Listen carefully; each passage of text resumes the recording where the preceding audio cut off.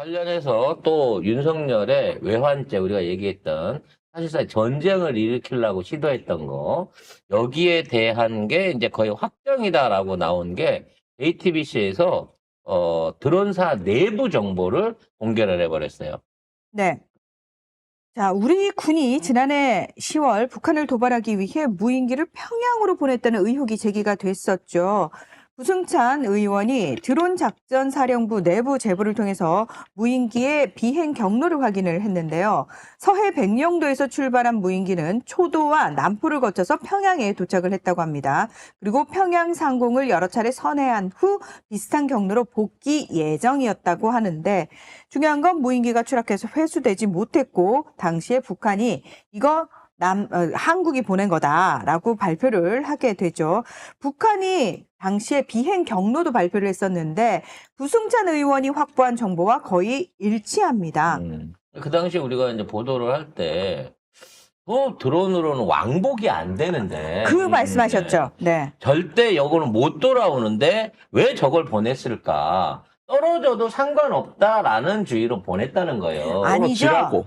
일부러 돌아오지 말라고 보낸 거죠. 떨어져라 이거지. 네. 그리고 이게 우리 드론 사령부에 직접 이제 드론 사령부가 이거를 조정해갖고 여기 관련된 경로를 다 입수해갖고 넣는다고 하는데 이게 대한민국 군수 물자잖아요. 그러면 저 드론 안에는 대한민국 공군이라든지 드론 사령부의 마크라든지 관련돼 있는 뭐 일종의 인식번호가 붙어 있어야 돼. 공식적인 대한민국 물건이고 대한민국 군대의 작전 중에 이게 일어나는 거라고 하면 근데 그런 게 없잖아요. 이건 비공식적인 작전을 저지른 겁니다. 한마디로 말하면 저 물건 자체가 대한민국 공군 거이라고 하는 어떠한 표식도 없는 거를 일부러 보낸 거예요. 그러면 그거를 보냈으면 깔끔하게 저기다가 우리나라 그 공군부대나 드론사령부 이런 걸 해서 보냈으면 이제 어찌됐거나 도발에 대한 확실한 증거가 될 건데 애써서 아닌 것처럼 보내놓고 삐라는 왜 뿌리냐는 거지. 응? 그러니까 이해가 안 되는 짓거리들을 반복하고 있는 거예요. 이거를 중국에서 사와가지고 멋대로 개조해가지고 불법 드론을 만든 것도 이상한 거야 사실은. 그치. 근데 그걸 갖다가 보내는데 못 돌아올 드론인 줄 알면서 궤도를 저렇게 잡는 것도 말이 안 되는 거예요. 왜냐면 저거를 가능하게끔 최대한 적게 잡으려고 하면 이 자체를 내륙에서 해갖고 직선거리로 해서 바로 갔다가 오면 거의 돌아올 수도 있었어요. 길을만 잘 타면. 근데 이렇게 돌려갖고 돌아보내면 일부러라도 저거는 못 돌아오는 거거든요. 그렇게 얘기를 해보면 이거 자체를 모르게 그러니까 우리가 보낸 게 아닌 것처럼 보내려고 했지 않느냐 라는 생각이 충분히 가능해. 그러니까 그 인식이 안 되는 중국제 드론에다가 모르는 경로도 저렇게 드러나지 않도록 바다를 이용한 것 자체는 분명히 모르게 가야 된다라고 하는 어떤 드론의 정찰 드론의 특성을 그대로 잘 이용한 것 같은데 왜 거기다가 삐라를 찍어서 보내가지고 한 번에 갔다가 온 것도 아니고 여러 차례 선회했어요. 이거 동그라미 보이시죠?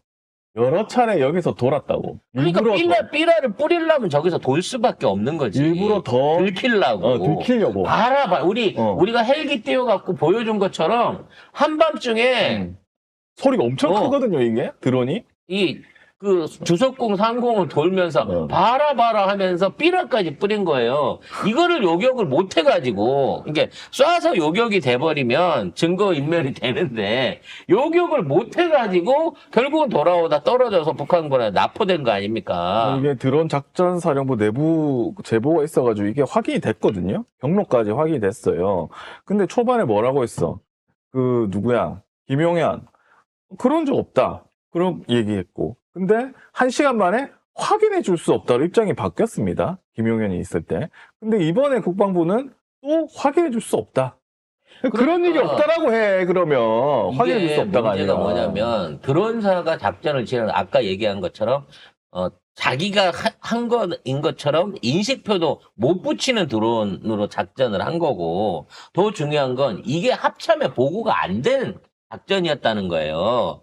드론사 자체도 여기에 대한 보고를 합참에 안 했기 때문에 합참은 모르고 있었다라고 주장을 하는 거고, 그럼 누구 명령 받고 했냐 그랬더니 이거는 대통령실에서 내려온 명령이다라고 알고 있다는 거야. 이 드론사에서 있는 애들은. 그래서 비상대권 직후에 언급 직후에 무인기를 띄웠다. 요것도 JTBC 단독입니다.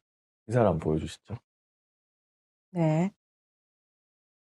자, 지난해 북한이 10월 12일, 한국이 10월 8일 심해 무인기를 평양 상공에 보냈다고 주장을 했죠. 그 10월 8일은 국군의 날 직후입니다.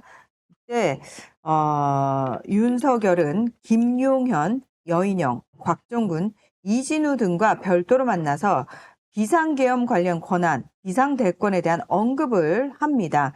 그러니까 여인영이 뭐라고 얘기를 했냐면 국군의 날 행사 당일 모임에서 윤이 비상대권에 대해서 말했다라고 얘기를 했고요. 이진우도 윤이 화가 많이 난 상태였고 술주정처럼 들렸다라고 이야기를 했습니다. 그리고 이 발언 직후 드론 사령부가 평양으로 무인기를 보낸 겁니다. 그래서 사실은 야권은 이 비상계엄 선포 명분을 만들기 위해서 일부러 북한을 자극하는 북풍 조성을 시도한 것이 아니냐는 의혹을 제기를 했는데요.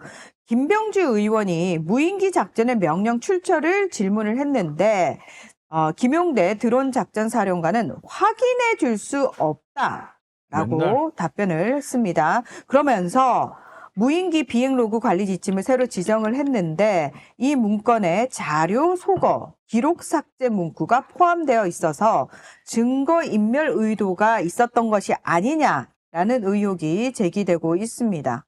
이 드론을 날리면서 드론을 날리기 위해서 정비를 하고 준비를 하고 발사대를 띄우고 이런 거에 관련된 내용들을 어떤 형태로든지 기록을 했을 거 아니에요. 업무 일지 같은 걸로. 근데 이거 자체의 기록을 전산에서 아예 없애버리려고 했다는 거야. 그렇죠. 그리고 그 컨테이너 안에서 타버렸다는 드론도 아마 이런 드론들에 남아있던 드론들일 거예요. 증거를 없애려고. 증거를 없애기 위해서.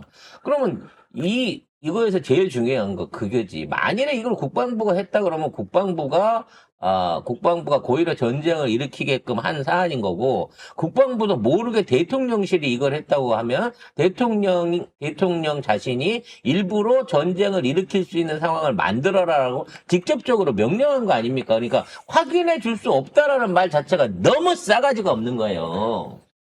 무조건 확인해 줘야 되고 무조건 책임져야 되는 겁니다. 그렇죠. 이제는 분명히 우리 군이 그것도 드론 사령부가 이걸 직접 갔다는 거 아니에요. 지금 군대 내 합참 안에는 이게 어떻게 해서 우리나라에 들어온 건지, 왜 어떤 방식으로 훈련해서 보냈고, 왜 보냈는 건지 전혀 합참은 모른다는 거야. 허수아비 군대라는 거야. 이 모든 거를 다 방첩사만 알고 있는 거예요. 방첩사는 이 내용을 다 알고 있었다는 거지. 그러면 사실은 대통령실과 방첩사의 주도하에서 일개 군부대와 별 3개짜리 장군들이 고의적으로 전쟁을 일으키려고 한 거예요. 북한이 그동안 포격 도발 4차례라든지 이런 비행 도발이라든지 여러 가지 위협 안에서도 안 움직이다가 이 드론 이 문제에 대해서만큼은 전부 다 이게 그러니까 포대들을 전부 다 우리 쪽에다 돌려갖고 실제적으로 무력 대응을 하려고 했어요. 그랬는데 그 상황에서 극적으로 그러니까 북한 외교부가 나서가지고 이걸 외교적으로 유엔이라든지 국제사회에 까발리기 시작하면서 우리는 국제적으로 개망신을 당한 거고, 그때부터 유엔사를 비롯한 미군에서 들어가서 이거에 대한 진상조사 내지는 그 움직임에 대한 것들을 파악하기 시작한 거거든요. 근데 그게요, 지금 생각하니까 그 당시에는 그게 어떤 의미인지 몰랐는데 지금 이제 와서 생각을 해보니까 북한도 유엔사도 미국 미군, 주한미군도 다 알고 있었어. 있었던 거예요. 그러니까 나는 북한이 저렇게 국제적으로 문제를 제기하는 일이 거의 없잖아요. 그런데 너무 자신 있게 국제적으로 문제를 제기했고 그걸 또 바로 유엔사 쪽에서 받아서 목소리가 같이 나왔단 말이에요. 이건 뭐냐면 이미 윤석열의 이런 북풍 조작에 대해서 너무나 굉장히 위험한 짓이라는 판단이 떨어졌고 뭐 한미연합사령부든 주한미군이든 간에 이거는 우리가 공식적으로 지금 짚고 넘어가야 될 것 같다. 그러나 핵심 동맹국이기 때문에 대놓고 뭐라고 할 수는 없으니까 요런 방식을 통해서 하지 않았을까. 그래서 만일에 우리나라에 대해서 민감국가 지정이 있었다고 하면 무슨 무슨 원자력 지금 보니까 도면도 아니고 소프트웨어 일부들만 관련돼 갖고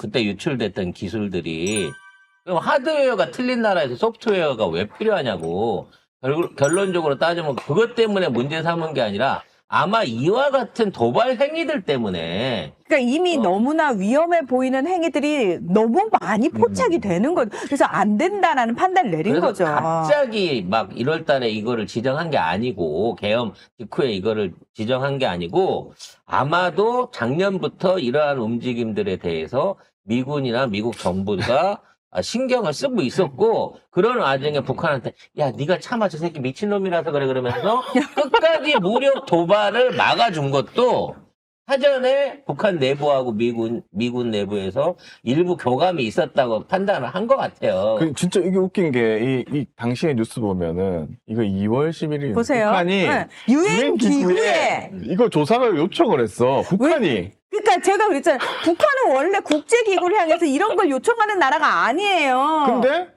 우리 정부 정치화라서 반대한대. 안 했다고는 말 못해. 와, 이놈이 찔렸구만. 만약에 진짜 북한이 거짓말했으면 윤석열 정부에서 그래 하자 이랬겠지. 같이 조사해 라고 했겠지.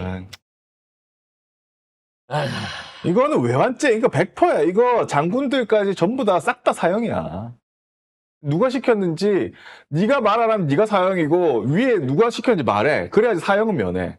아니 저- 아예 지금 그런 홍장민님은 오히려 북한이 더 말이 통하더니 우아하셨는데 윤석열은 다 포기했어요. 그러니까 윤석열에 대해서는 서방 국가가 다 손절 쳤다고요. 쟤랑은 말 안 통해. 저 새끼 또라이야. 판단이 떨어졌다니까요. 김정은이 그걸 막았네.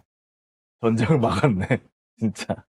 물론 김정은이 능력이 없어서 겁이 많아가지고 어떤 직접적인 무력 도발에 대한 것들을 안 했을 수도 있겠습니다만 어찌 됐거나 이게 전쟁이 안 일어나고 얘네들이 원하는 국지전 도발 이상이 안 일어났다고 하는 거에 대해서 이게 섬뜩한 느낌이 들어요. 얘네들은 작년 초부터 이미 이런 것들을 꾸준하게 준비하고 계속 자극을 해온 거야. 끔찍하다, 진짜. 왜냐면 이게 제일 확실하거든, 계엄을 하는 데 있어가지고. 근데 이게 안 통했다고 하는 거, 북한이 정말 이 악물고 초인적인, 참았다, 진짜. 이 악물고 참아주는 인내를 발휘했다는 점에서, 나중에 가서 우리가 보상이라고 하면 이상하지만. 근데 확실히 이런 거는 사과를 좀 해야 되지 않나라는 생각이 들어요. 용산에 그 보안 다 뚫렸잖아요. 그게 참 다행이다. 다행이다. 청와대 안에 있었으면 못 들었을 거 아니야. 청와대에 있었으면 이거 아무도 몰랐을 수도 있어요. 아니 이게 근데? 왜 우연과 우연이 와, 합쳐지니까 나라를 구했네. 그러니까. 결국은 우리가 그랬잖아. 저 골프장 댕기는 거 저 도청 안 당하려고 계엄하려고 그 수작질 하러 댕기면서 보고받으러 댕기면서 저거 한다고 네. 의혹 제기했었는데 그것도 다 맞은 거고. 다 맞은 거였지. 그 헬기 훈련하는 거 뭐 저거 분명히 국회나 어디 강서국 같은데 나중에 도하해갖고 점령하려고 훈련하는 거를 우리가 계속 얘기했었잖아요. 그때는 귓등으로도 안 들었지만 결국 우리 의심이 다 맞았잖아. 이놈들은 정상적인 사고로 판단할 수 있는 놈들이 아니라니까. 외환죄는 사형입니다. 여기까지 1부 하고요. 2부에는 관련해서 KBS가 본격적으로 이 계엄과 내란에 관여한 정황을 추가로 확인을 해보면서 그 위에 국내 정책이 좀 이재용 얘기도 들어가겠습니다. 있어요. 이재용, 이재명 얘기도 있습니다. 네.